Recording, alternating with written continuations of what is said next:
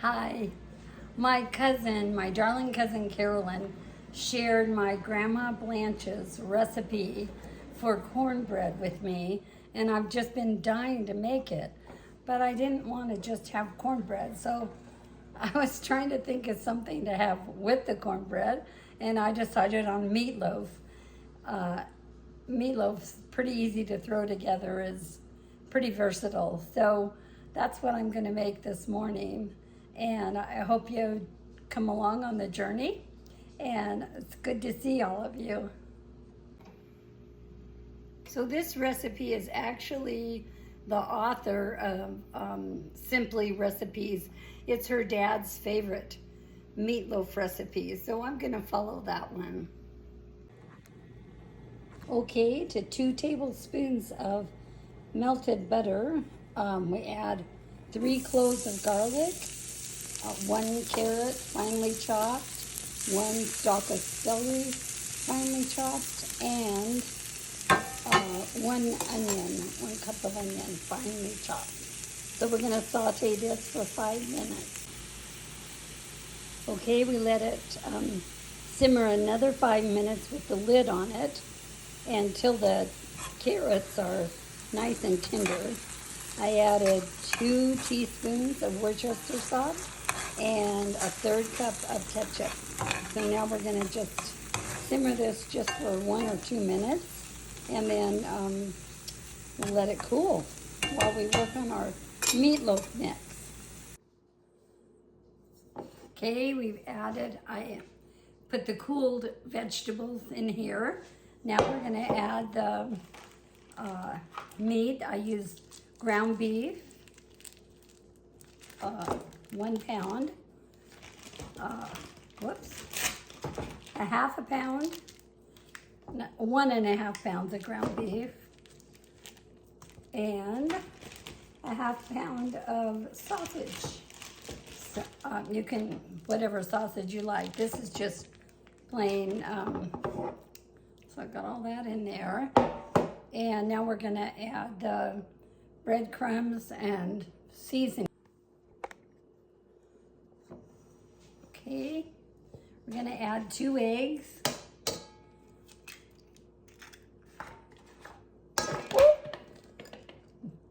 Oh, well, I got most of it. I might have to add another egg. Some onion flakes, little garlic powder, although we have garlic in the veggies. And I'm gonna add a little Italian seasoning because I just really like that flavor.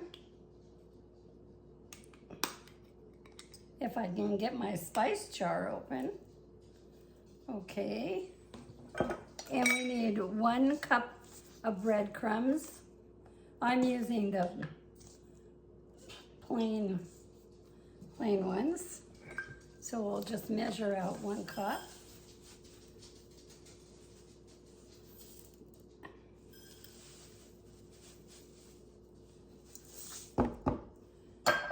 And let's see, salt and pepper.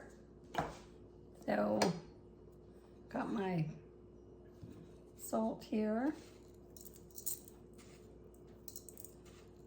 I never add enough salt because I don't know who is maybe going to share this with me and might want to salt it themselves and not have me choose how much salt for them. Okay, so I'm gonna mix all this together and then come back. I found 1 small egg I'm gonna add to make up for the one I lost on the counter. The meatloaf mix is all combined really nicely. So now we'll prepare our meatloaf pan. I'm just using a loaf pan, but also you could use, if you wanted, to form your own, instead of a loaf, whatever, around, you could use a different pan. So we're gonna put this in the loaf pan. And then, oops. Okay, we're gonna press it down and so it's compact as best I can get that. Okay.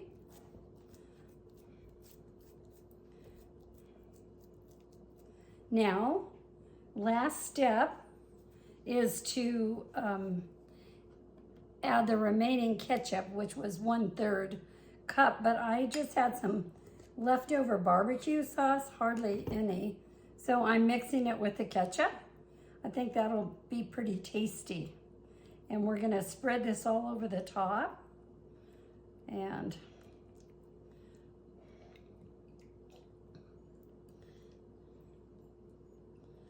okay, that smells really good.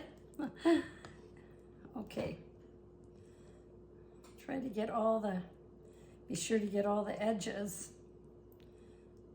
Okay. So now we have this ready to pop in the oven at 350. The oven's been was preheated, and it will cook. Cook it for about an hour, and then come back and check the temperature. It should be at, I believe, at 155 degrees. Yes, should be 155.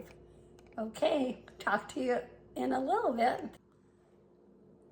Well, Dad's favorite meatloaf is cooled off, and now we're going to take the taste test and see if it's going to be one of our favorite meatloaf recipes. So I just need a little bite. So here we go. It's a small bite. I'm going to save it, and I think I might be having company.